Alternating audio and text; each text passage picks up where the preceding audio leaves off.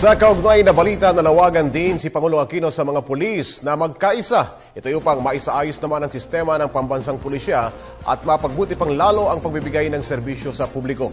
Nagsalita ang Pangulo sa araw ng parangal sa kapulisan sa Campo Crame kaninang umaga. Muulat, ihahatid sa ng ating kasamang si Elena Luna.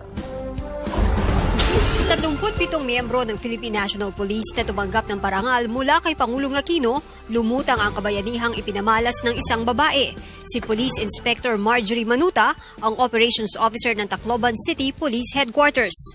Nung dumating po tayo sa Tacloban, siya isa sa una nag-briefing sa atin kung saan, number 1, alam niya kung ano yung sinasabi niya. Number 2, talaga naman in dedication, 5 to 6 kilometers nilakad dahil kailangan ng mga alagad ng batas, lalo na sa panahon na nagkakaroon ng looting dito sa Tacloban, di po ba?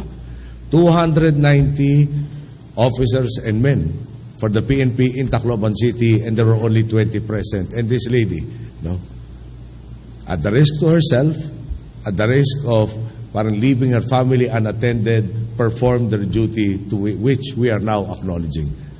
Sa kanyang pagdalo sa araw ng parangal sa kapulisan, pinuri rin ng Pangulo ang 4 na babaeng polis na tumugon sa nangyaring robbery sa Mall of Asia. Napansin rin ng Pangulo na ang mga tumanggap ng parangal sa PNP ay mga nakababatang polis na nagbigay daan para talakayin ng Pangulo ang kaso ng isang hindi niya pinangalan ng opisyal. May masarap o magandang pwesto, may pangit na pwesto.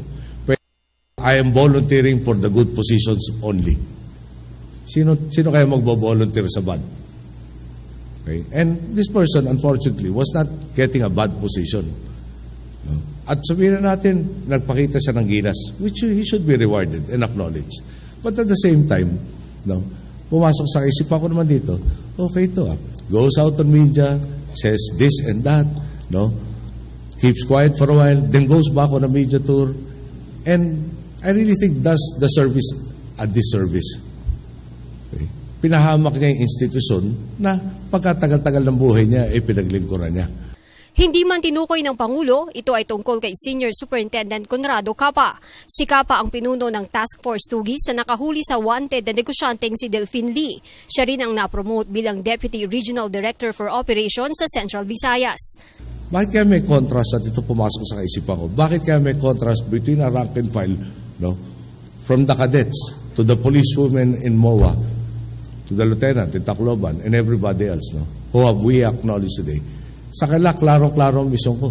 Pinasukan ko to, voluntaryo, may obligasyon ako sa komunidad, ginawa ko. Simpleng-simple. Okay? Hindi ho yata dapat attitude, na habang mababa, iniintindihan ka pa. Pag tumataas, iintindihan ang sarili. Hindi tayo pwedeng ganun. Walang mangyayari sa atin kung pang sarili lang tayo, lalo na sa nakatataas. Kasabay nito, umapila ang Pangulo sa hanay ng PNP na makiisa sa pagsasaayos ng kanilang sistema habang may pagkakataon para maitama ang anyay mga maling asal at maling palakad. We are addressing all of the issues that we inherited from your pension system that is unfunded to ensure that which was promised to you by the state will be delivered by the state. We have really reformed the systems and procedures to make sure that you are not given missions impossible. We are there to back you up all the way.